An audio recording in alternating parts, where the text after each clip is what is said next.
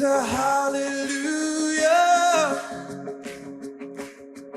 in the presence of my enemies. Mesdames, Messieurs, bonjour et bienvenue une fois de plus dans votre grande émission de l'édification dans le Seigneur. Église, aujourd'hui, une émission qui a pour philosophie de vous préparer, de vous faire asseoir dans les Écritures sur la parole du Seigneur. Une église d'aujourd'hui que nous allons décrypter, que nous avons l'habitude de décrypter dans tous les contextes possibles. L'église aujourd'hui, nous avons l'habitude de cogiter sur des questions qui concerne l'église actuelle, l'église du 21e siècle, avec des éminents serviteurs de Dieu avec lesquels nous avons l'habitude de partager sur la parole du Seigneur. Alors, vous connaissez déjà notre politique, notre philosophie.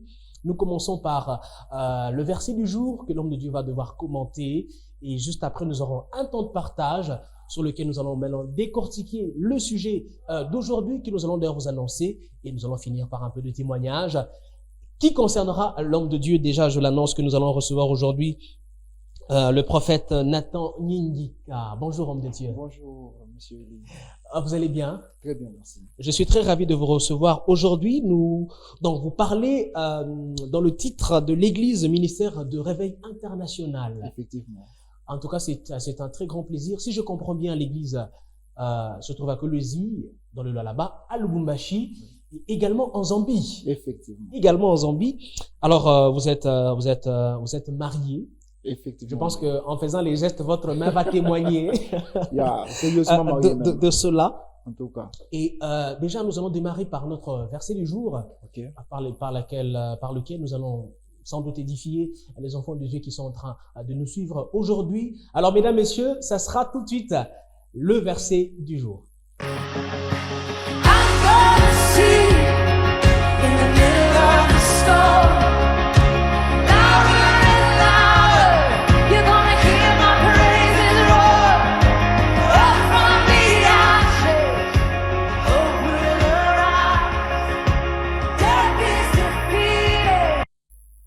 Et nous y voilà, mesdames, messieurs, pour notre pensée d'aujourd'hui, pour le verset que le Seigneur nous a mis à cœur de vous communiquer. Aujourd'hui, nous sommes dans le livre de Jean, chapitre 15, verset 7. Ça sera le verset d'aujourd'hui dans Église aujourd'hui.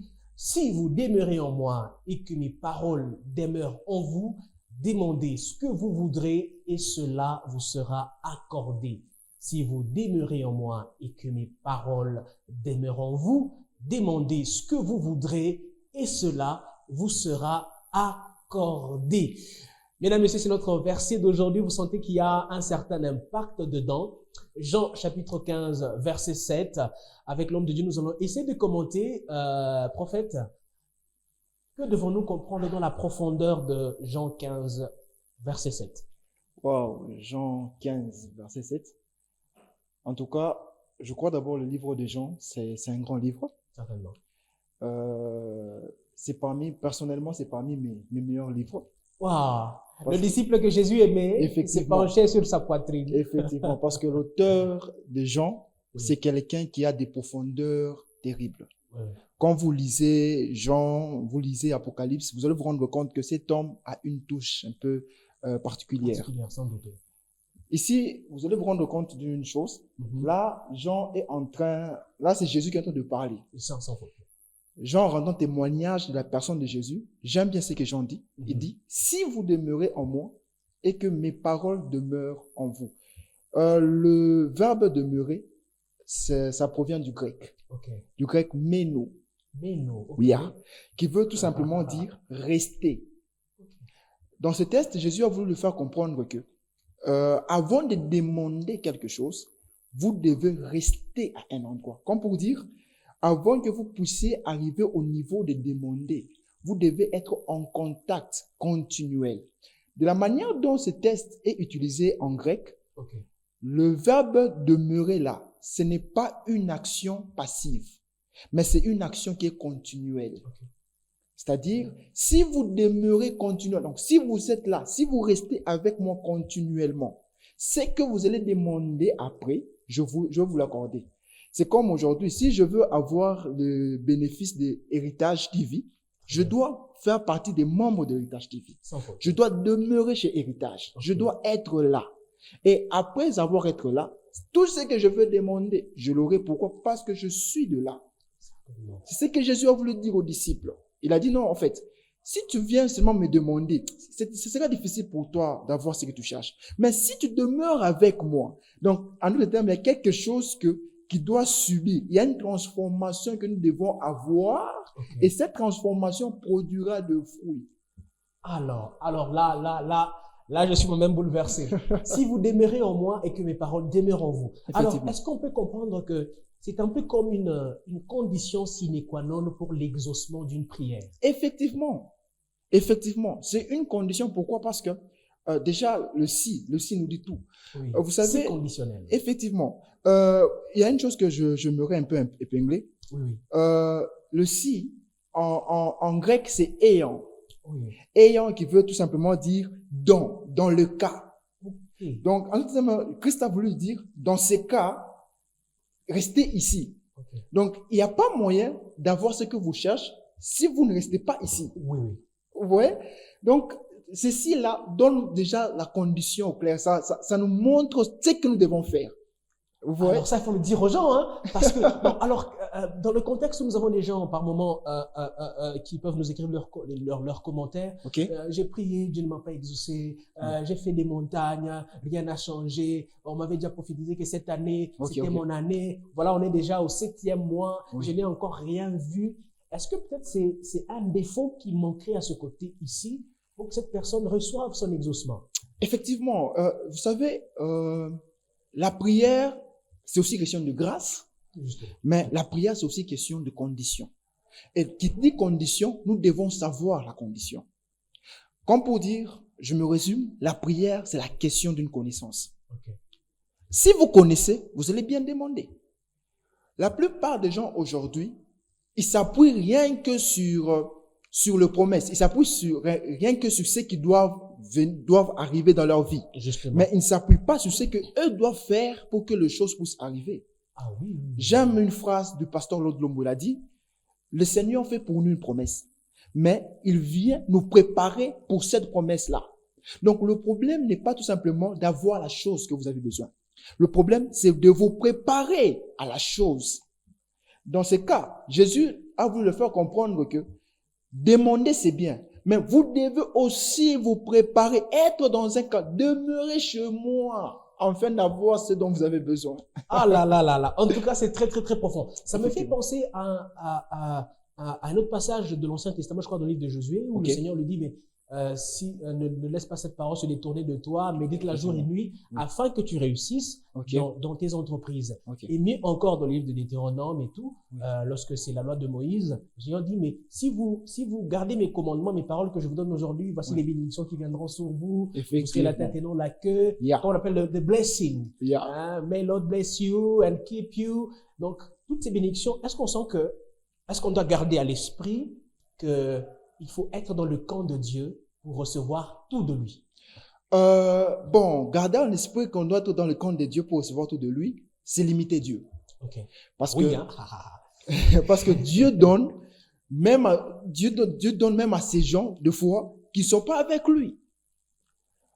Dieu donne même à ces gens qui ne sont pas avec lui. Est-ce que je donne quelqu'un? Je ne sais pas, mais je me rends compte que la Bible dit, même quand nous étions encore pécheurs, Christ Jésus est mort pour nous.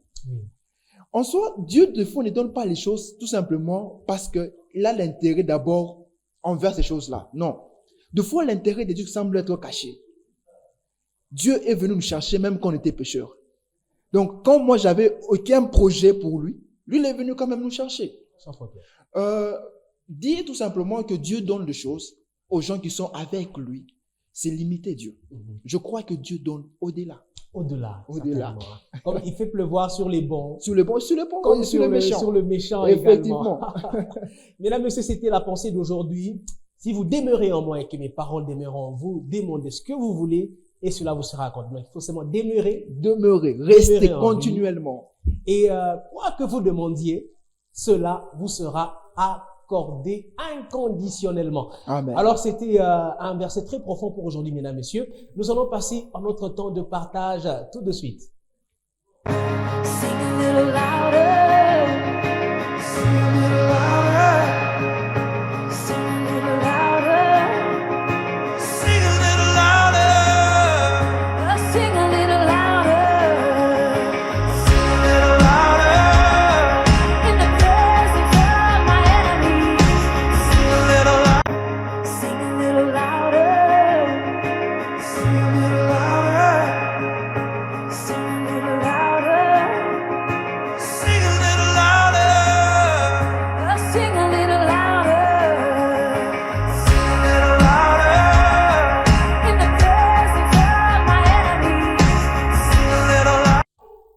Et nous y voilà, mesdames, messieurs, pour notre plus grand moment de cette émission, le temps de partage dans lequel nous allons devoir cogiter, décortiquer ensemble avec le serviteur de Dieu que nous avons sur ce plateau, sur la parole de Dieu. Notre thématique d'aujourd'hui, je vous l'annonce, nous parlerons de l'impact de l'Église dans le monde actuel. Ce que l'Église est censée faire pour impacter le siècle présent. L'impact de l'Église. Aujourd'hui, beaucoup de questions vont en découler avec le serviteur de Dieu que je resalue encore, prophète Nathan. En tout cas, Alors, d'emblée, n'est-ce pas? Qu'est-ce qu'on est censé comprendre par l'impact? En quoi est-ce que l'Église est censée impacter le monde actuel? wow. En tout cas, merci beaucoup. Je crois que nous allons partager quelque chose Certainement. parce que c'est un grand thème. Nous ne saurons pas finir ça aujourd'hui. Alors, si possible, nous pouvons voir le verset que Oui. nous avons prévu dans Matthieu. Matthieu, oui. Ouais. La première fois que le mot église a été cité, je crois que c'est dans la conversation entre Jésus et Pierre. Et Pierre. Nous sommes Jésus. dans Matthieu, je pense. Oui. C'est Matthieu combien? Matthieu Matthieu, 16, 18. chapitre 16, verset 18. Là où Jésus est en train de dire, moi, je te dis que tu es Pierre et que sur cette pierre, je bâtirai mon église. Justement. Vous savez, lorsque Jésus a parlé de église ici, je me suis rendu compte qu'il y a d'autres disciples qui ne savaient pas de quoi il s'agissait. Justement. Parce que les disciples étaient habitués au temple, aux synagogues. Oui, oui. Maintenant, lorsque Jésus a parlé de mot église ici, il y a d'autres qui ne savaient pas vraiment. Mhm. Qu'est-ce que cela veut dire? C'est quoi église, en fait? Je crois que si j'étais là, j'allais poser la question à Jésus, mais Jésus, c'est quoi le mot église, Église encore là? là. Tu nous amènes nous. Tu nous amènes nous.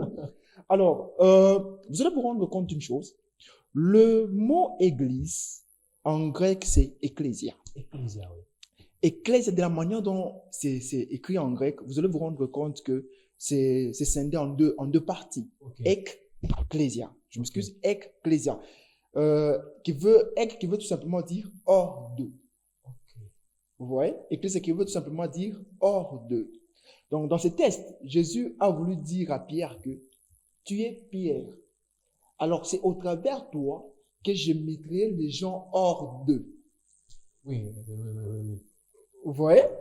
Donc, avant d'arriver à l'impact de l'Église, Mhm. nous devons savoir d'abord la définition clé de l'Église. Mhm. C'est quoi l'Église?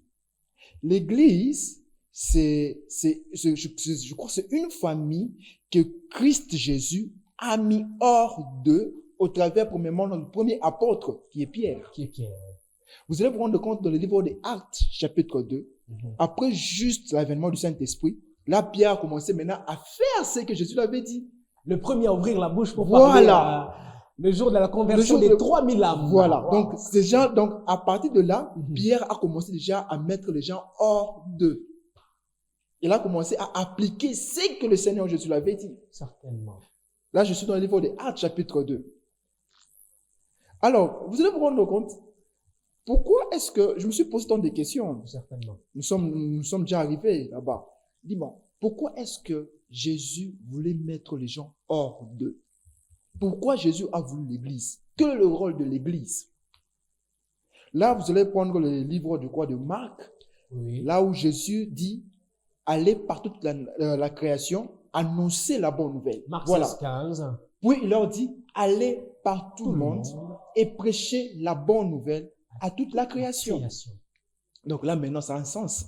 Ouais. Donc, Christ Jésus a dit à Pierre que tu es Pierre, au travers de toi, je mettrai les gens hors d'eux. Pourquoi? Pour que ces gens puissent aller par tout le monde et prêcher la bonne nouvelle. Wow, sans faute. Donc, la force de l'Église, Mhm. ou encore l'élément vital de l'Église, c'est Oui. de prêcher la bonne nouvelle à toute la création. Et là, vous allez vous rendre compte que qui dit Église, l'Église n'est pas venue... ok. J'aimerais d'abord m'appesantir sur quelque chose qui est tellement capital. Ça, oui, oui.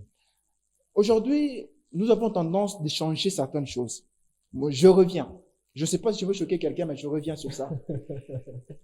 Vous savez pourquoi est-ce que l'Église est vraiment apolitique? Mhm.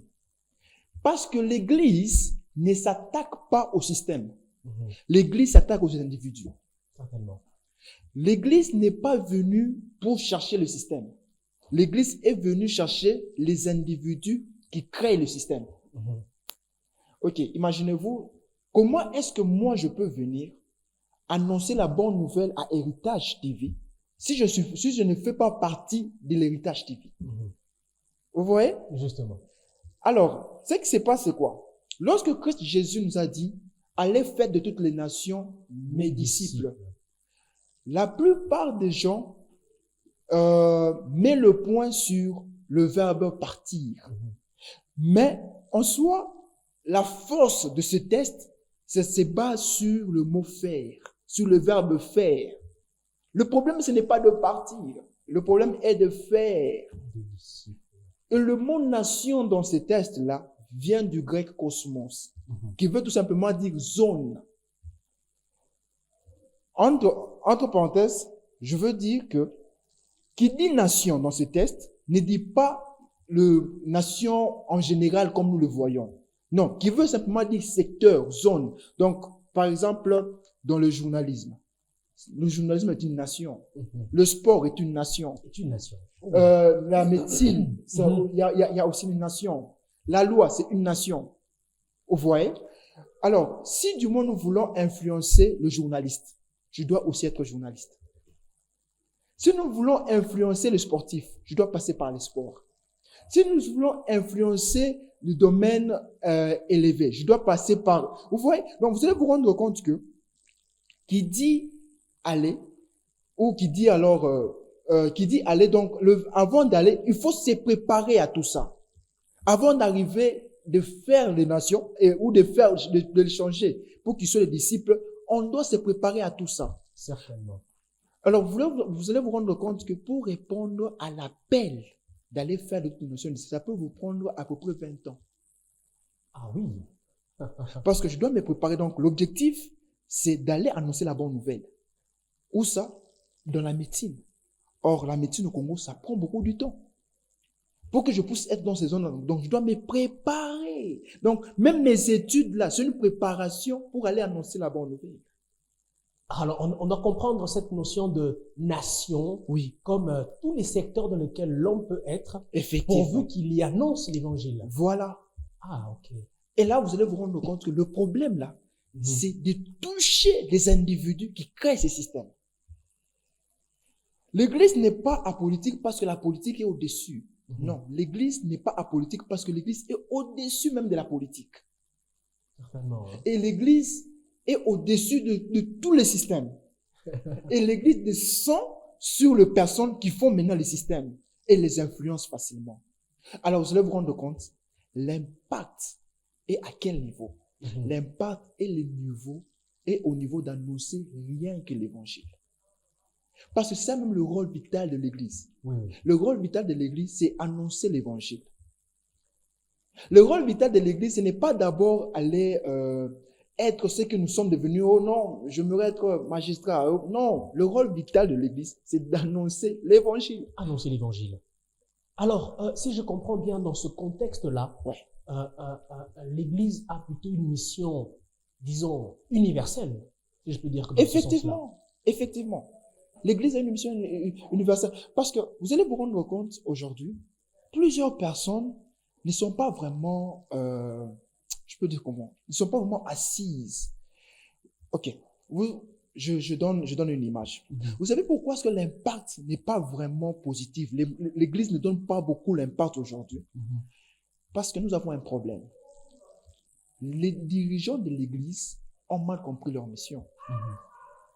Christ Jésus a laissé l'Église sur terre pour juste influencer Et cette influence se réside dans annoncer la bonne nouvelle. C'est là où l'impact se crée. Mhm. C'est là où l'impact se crée. Et la chose qui m'a plu dans tout ça, lorsque Jésus entend de dire, vous êtes le sel de la terre, la lumière du monde. Lumière du monde. Une ville cachée sur une montagne ça ne peut pas être cachée. cachée. Mhm. Je me juste prendre la première partie de ce texte. Mhm. Le sel de la terre. Le contexte, c'est quoi? Auparavant, on prenait le sel chez le juif, Mhm. on mettait ça sur la terre. Ok. Et le sel permettait d'influencer la terre afin que ça soit fertile. Mhm. Donc Jésus a voulu dire à quelqu'un que tu es semblable au sel pour fertiliser ou influencer ton Ah, environnement. alors c'est le contexte de ce passage-là. C'est le contexte. Ok. C'est dans ça que l'impact de l'Église se crée.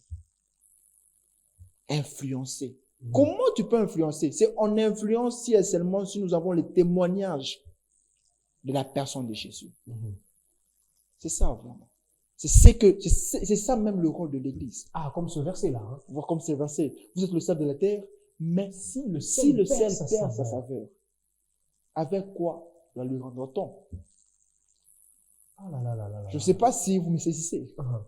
Donc, ici, là, Jésus a voulu nous ramener dans ça. Vous êtes le sel de la terre. Alors, si je comprends bien, Oui. l'impact ou même l'influence que l'Église doit avoir sur le monde, c'est au point de transformer ce monde, c'est faire des disciples, les transformer, les rendre semblables à Christ. Effectivement. Effectivement. Parce que le fait de le transformer, c'est là où même l'impact se passe. Mhm. C'est là où la chose devient un peu plus visible. Vous voyez? Mhm. Et puis, il y a quelque chose que j'aimerais souligner. Sûrement. L'Église, qui dit Église, dit communion. Ok. Ok, imaginez-vous, nous avons donné notre vie au Seigneur Jésus. Mhm. On a cru en lui. Mhm. Mais pourquoi est-ce qu'il ne nous a pas pris directement? Pourquoi est-ce qu'il nous a laissés sur terre? Il nous a laissés sur terre pour la mission. Cette mission n'est pas tout simplement la... Donc, cette mission ne donne pas d'abord l'image des biens que nous aurons dans le monde. Mhm. Mais cette mission donne l'image des gens qui doivent donner quelque chose au monde. Justement. Et cette chose, c'est l'évangile. Et le jour où vous cessez de voir l'Église comme une communion, ou encore le jour où vous cessez de voir l'Église comme un mouvement, l'Église s'échange en monument. Comme l'a dit Douglas Coste, Ok. un grand théologien. Il a dit, le jour où vous cessez de voir l'Église comme un mouvement, l'Église devient un monument. Pourquoi je le dis? Lorsque il y a un part de l'Église, lorsqu'il y a un part, l'Église crée le corps. Et ces corps-là, nous appelons ça... donc, c'est ces corps-là que nous appelons Église. Alors, une autre question qui me venait d'ailleurs par rapport à votre intervention. Oui. On a l'impression par moment, j'ai fait ce constat personnellement, Ok. qu'il y a de ces milieux où on trouve réellement la présence de l'église, bon, si on peut appeler ça église locale. Ok. Plusieurs communautés de l'église, église telle, église telle, église telle. Parfois plusieurs églises dans une même contrée. Mais on sent que cette même contrée, il y a du banditisme, il y a du vol, il y a de la prostitution, il y a des jeunes qui consomment la drogue. Parfois même un jeune qui a une petite table là, derrière lui il y a l'église, mais il vend des boissons prohibées, de la drogue, ce genre de choses. Mais est-ce qu'on ne sent pas que l'église a un peu peut-être mal appréhendé les choses pour impacter véritablement? Waouh, ça c'est une très bonne question d'ailleurs. Mhm. Vous savez, même à l'époque de Jésus, il y avait des bandits. Même à l'époque de Jésus, il y avait des malfaiteurs. Comme bien même l'Église est encore là, ces histoires vont continuer toujours. Je répète encore, je dis, le rôle de l'Église ne s'attaque pas au système. Ok. L'Église s'attaque aux individus. Mhm. Bon, peut-être s'attaquer, c'est trop dire. Ou encore, l'Église met son impact. L'Église se pointe beaucoup plus sur les individus. Pour qu'on puisse changer la société, nous devons toucher une seule personne. Ok. Et du coup, on ne peut pas forcer cette personne à changer. Mhm. Là maintenant, Christ Jésus nous a donné le libre choix. L'évangile est prêché. Mais c'est à cette personne de prendre cet évangile et d'appliquer. Alors, j'aimerais opposer votre dernière intervention, Oui. à un passage toujours de la Bible. Je crois que c'est dans 1 Jean, Ok. peut-être 5, où il dit nous savons que nous sommes de Dieu, Ouais. mais que le monde entier est sous la domination du malin. Alors, comment pouvons-nous appréhender l'impact de l'Église alors que le système lui-même, le monde entier, c'est le diable qui le dirige? Waouh. Vous savez, il est vraiment difficile de comprendre cela de la sorte. Ok, Mais c'est une réalité sur terrain. ok. Alors, j'aime ce que Jésus a dit à ses disciples dans le livre de Actes chapitre 1, le verset 8. Oui, Acte 1, 8. Hein. D'ailleurs, je pense Effectivement. qu'on va nous le balancer tout à l'heure, oui, oui. Si vous prenez ce verset, la Bible dit, vous recevez une puissance, le Saint-Esprit viendra sur vous. Ah, Acte 1, 8. Acte 1, 8. On va d'ailleurs nous le balancer tout à l'heure, on va le lire. Je ne sais pas si on peut le balancer rapidement. Le livre de Actes, chapitre, là, nous sommes déjà dans la genèse de l'Église, comme vous avez dit, Effectivement. avec les apôtres. Effectivement. Acte, chapitre 1, 1, le verset 8. le verset 8. Voilà. Et vous recevrez une puissance, le Saint-Esprit survenant sur vous, et vous serez mes témoins à Jérusalem, dans toute la Judée, dans la Samarie et jusqu'aux extrémités de la terre. Jusqu'aux extrémités de la terre. Vous allez vous rendre compte que ce test ici est donné dans quel cadre? Ça, c'est avant juste l'ascension de Jésus. Lorsque Jésus commençait à rentrer au ciel, il était avec ses disciples, il a commencé à parler, et arrivé dans le livre des Actes, il dit non, vous recevez une puissance. Pourquoi Jésus les a dit ça? Avant ça, on a posé la question à Jésus. Avant que Jésus puisse dire ça, si vous prenez, je crois, c'est Actes chapitre 5, là, Jésus était avec ses disciples. Ok. Je crois que c'est le disciple. Parmi eux, il y a quelqu'un qui a posé la question à Jésus en disant, c'est à ce temps-là que tu établiras le royaume. Ah, Jésus dit, non, ce n'est pas à vous de connaître. Oui, oui, oui. Pourquoi ils ont demandé ça? Parce que à ces temps-là, les Juifs vivaient sous l'emprise romaine. Ok. Il n'y avait pas moyen qu'ils puissent respirer. C'était vraiment, ils étaient oppressés. Le Romain avait déjà occupé la grande partie. Alors, les Juifs se sentaient un peu enfermés. Et surtout, à ce temps-là, les disciples étaient recherchés. Parce que pour les Romains, ils se disaient que ces gens ont volé Jésus. Ils ont volé le corps et ils ont dit à tout le monde qu'il est ressuscité. Vous voyez déjà la pression qu'ils avaient. Alors, lorsque les disciples posaient la question à Jésus, c'était pour faire comprendre à Jésus que si tu établissais le royaume, pour eux, le royaume que Jésus devait établir n'était pas le royaume des cieux. C'était un royaume qui était physique. Détruire le Romain, mettre le Romain à côté, afin que eux, ils puissent régner. C'était ça l'image. Maintenant, lorsque Jésus dit non, ce n'est pas à vous de connaître le temps, mais Jésus dit, mais vous recevez une puissance. En d'autres termes, Jésus a voulu faire comprendre que je ne peux pas vous prendre maintenant. Parce que si je vous prenais maintenant, les Romains risquent de penser que vous avez fui. Je vous donne juste une puissance pour faire face à l'Empire romain.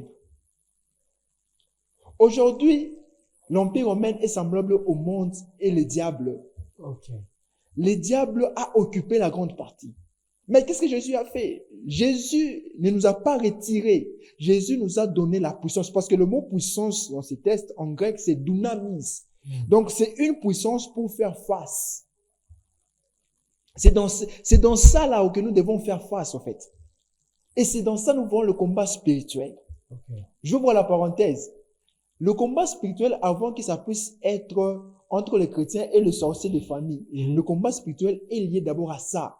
Okay. À ce système doctrinal que nous avons.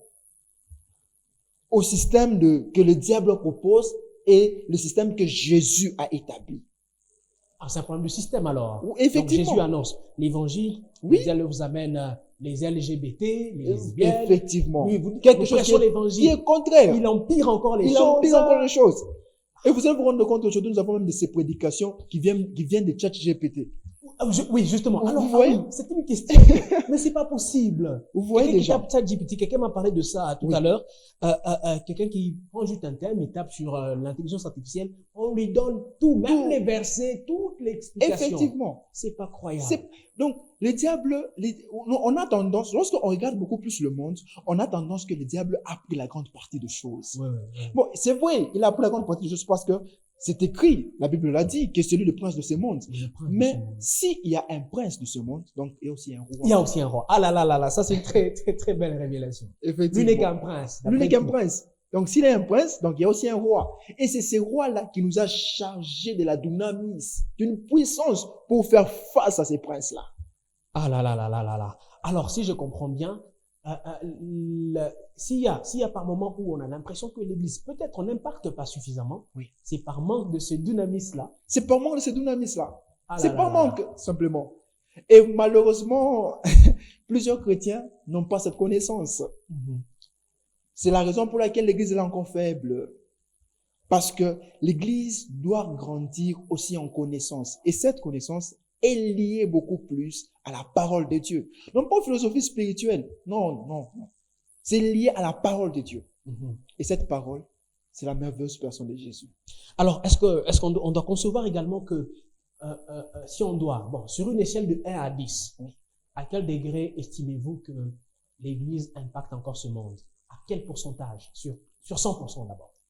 Je crois que je ne suis pas mieux placé pour donner un numéro, mais nous sommes tous témoins Ok. de ce que nous vivons. Sans doute, sans doute. Nous sommes tous témoins de ce que nous vivons. L'impact de l'Église aujourd'hui, je ne peux pas du coup dire que son impact n'est pas vraiment au niveau où il le faut. Parce que seul Dieu sait là où il attend les choses. Mhm. Seul Dieu, c'est seul Dieu qui est le maître de l'Église. Seul Dieu. Lui-même sait si l'Église est à 10 sur 10 ou encore l'Église Lui-même est dans au son bas de registre, l'échelle. hein, Lui-même dans son registre. il met la planète là-bas. Lui-même sait Lui-même compter sait. partout il y a. C'est Effectivement. merveilleux ça. C'est vraiment, vraiment merveilleux. Alors, en restant dans ce même contexte, avant de finir avec le partage, quel doit être le message, n'est-ce pas, que l'Église doit garder à l'esprit pour qu'il puisse impacter véritablement le monde, sans lui ressembler peut-être? Merci beaucoup. Le message que l'Église doit garder à l'esprit, c'est le message du salut. L'Église n'est pas l'unique moyen de sauver le monde, mais l'Église est le moyen privilégié. Il y a plusieurs canaux. Mhm. Il y a certaines personnes qui sont sauvées, non pas parce qu'ils étaient à l'Église. Aujourd'hui, c'est une maladie d'avoir essayer de balancer sa vie spirituelle avec Dieu au moyen de l'Église. Non, c'est une maladie. Je préfère balancer ma vie spirituelle de l'Église au travers de ma communion avec le Christ. C'est la communion avec le Christ qui engendre l'Église, qui engendre cette vie spirituelle de l'Église. Alors, comment quelqu'un peut avoir cette communion s'il n'est pas en contact avec la bonne part, s'il n'est pas en contact avec la parole de Dieu? Justement. Ce que je peux demander à l'Église aujourd'hui, c'est de revenir ou de se baser sur la parole de Dieu. La parole de Dieu n'est pas tout simplement la Bible, mais la parole de Dieu, c'est toute personne ou toute chose par laquelle le Seigneur passe pour communiquer sa pensée. Ah, certainement. Alors, justement, parce que vous parlez de la communion, je ne sais pas si c'est ce qu'on peut aussi appeler intimité personnelle avec le Seigneur. Donc, quelque part, j'ai lu toujours je crois que c'est l'apôtre Paul, ou je crois, qui dit, mais comment entendront-ils parler, comment croiront-ils en celui en qui ils n'ont pas entendu parler? Comment vont-ils entendre parler si personne n'est envoyé? Effectivement. Comment seront-ils envoyés? Tout ça. Et quelque part, Jésus dit encore que ce que je vous dis à l'oreille, dites-le sur les toits. Allez le dire. Ce que je vous dis dans le secret, allez le crier plus haut. Est-ce que ça explique aussi que l'Église doit d'abord rester au pied de Jésus, certainement, et puis avant d'aller impacter Waouh. Vous savez, lorsque la Bible dit allez, faites de toutes les nations disciples, le verbe aller, lorsque Jésus les disait, Jésus ne voyait pas les disciples à côté de lui. Jésus, ouais, voilà. Jésus a voulu dire en étant parti. L'image qu'on donne dans ce texte, c'est genre, ils étaient déjà de l'autre côté. Ok. Il disait, bon, en fait, comme vous êtes déjà de l'autre côté, comme vous êtes déjà là, c'est genre, supposons vous êtes à Colosie. Je vous dis non, monsieur Eli, comme vous êtes déjà à Colosie là, faites de toutes les nations des disciples. Ok. C'est ça en fait le contexte. En d'autres termes, ça veut dire, le problème, lorsqu'on dit rester au pied de Jésus, ça veut dire quoi? Ce n'est pas quelque chose qui est lié à un endroit, mais c'est quelque chose qui est lié à une intimité spirituelle que nous avons à l'intérieur de nous. Certainement. Rester au pied de Jésus, c'est porter Jésus dans son cœur. Si Jésus est là, c'est la raison pour laquelle nous pouvons évangéliser. Mhm.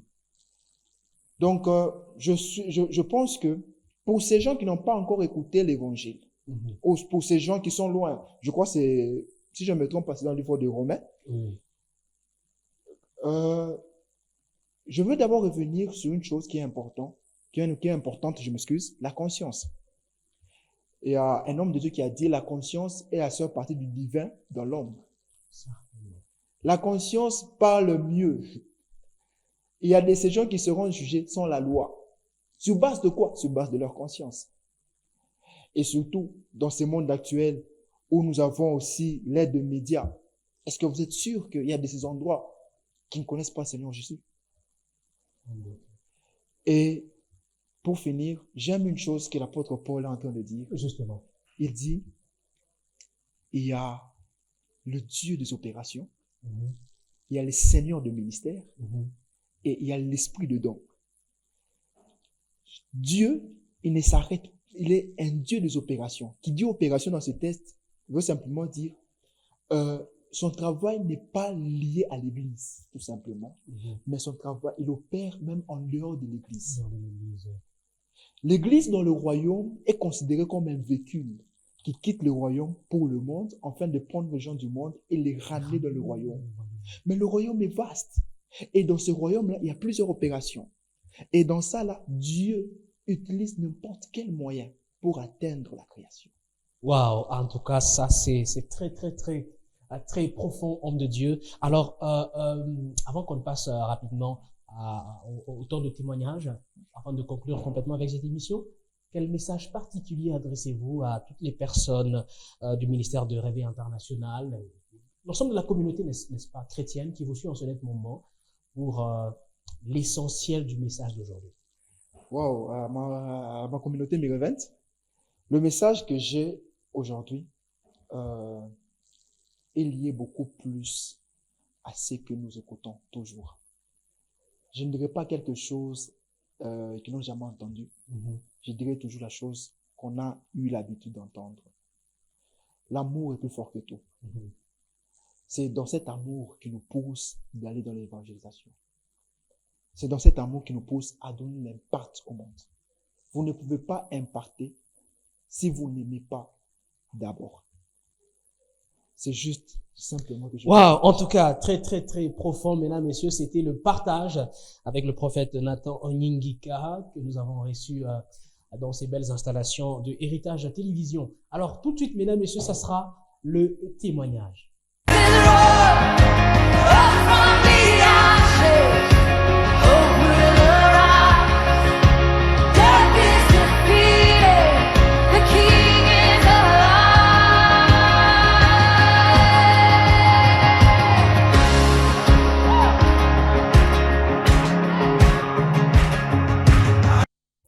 Nous y voilà, mesdames, messieurs, pour le témoignage d'aujourd'hui avec le serviteur de Dieu que nous avons sur le plateau. Nous allons clôturer par là. N'hésitez pas à nous écrire, à nous envoyer vos commentaires, des besoins d'accompagnement spirituel. L'Église aujourd'hui est là pour vous aider d'une manière ou d'une autre. Alors, le témoignage d'aujourd'hui, prophète Nathan, j'aimerais qu'on se focalise un peu sur vous.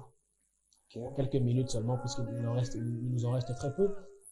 Ça fait quel effet de garder la grâce, de garder Dieu dans sa jeunesse, malgré tout ce que vous observez autour de vous. Je ne vous apprends rien, votre vie de ministère, vous savez combien chute, combien tombe. Quel effet ça vous fait de rester ferme, rester debout? En tout cas, je ne sais pas vraiment comment le définir, parce que déjà au départ, je réalise que jusqu'à présent, j'ai fait que respecter le si, comme on l'a dit dans Jean chapitre 15, le verset 7. Merci, c'est J'ai appris juste à demeurer au pied du Christ. tout. Et cela produit en moi ce sentiment de joie et de paix, de savoir qu'il me garde encore, de savoir qu'il y a encore ses dons à l'intérieur de moi. C'est quelque chose que je ne saurais pas vraiment exprimer avec mes mots, mais lui seul sait ce que j'ai ressenti à l'intérieur de moi. Alors, vous n'avez pas des regrets, supposément, peut-être pour dire, mais bon, j'ai servi Dieu trop tôt, peut-être mes amis jeunes sont dans X, Y chose, mais moi je suis là comme une lumière pour eux, avec tout le fardeau qui va avec, par rapport au ministère, à l'œuvre, à l'appel justement. Est-ce que vous ne vous dites pas que, bon, peut-être que j'aurais mieux fait d'attendre encore un peu? L'image que j'ai dans mon esprit, c'est, vous savez, lorsque on entre dans l'eau, au fur et à mesure qu'on avance dans la profondeur, au fur et à mesure, il y a certaines choses qu'on oublie. Le regret, non, il n'y a pas. Pourquoi? Parce que la profondeur de là où le Seigneur Jésus nous amène, je me dis, si je savais déjà très tôt, j'allais changer certaines choses il y a très longtemps. En tout cas, le regret jusqu'à présent, bon, peut-être le regret est lié aux choses que les autres peuvent faire, Okay. genre, il y a certaines personnes qui sont là pour de vous dénigrer, qui n'acceptent pas comme il le faut, mais ou sinon, C'est un grand défi pour la jeunesse. c'est un grand hein. défi. Effectivement, Ah c'est là un là grand là là défi. là là. On ne sait pas s'accepter. Un autre serviteur m'a dit encore la même chose, Oui. que les jeunes ont la tendance à nous dire, bon, qu'est-ce qu'ils connaissent, qu'est-ce qu'ils vont nous dire. C'est aussi un défi, vraiment.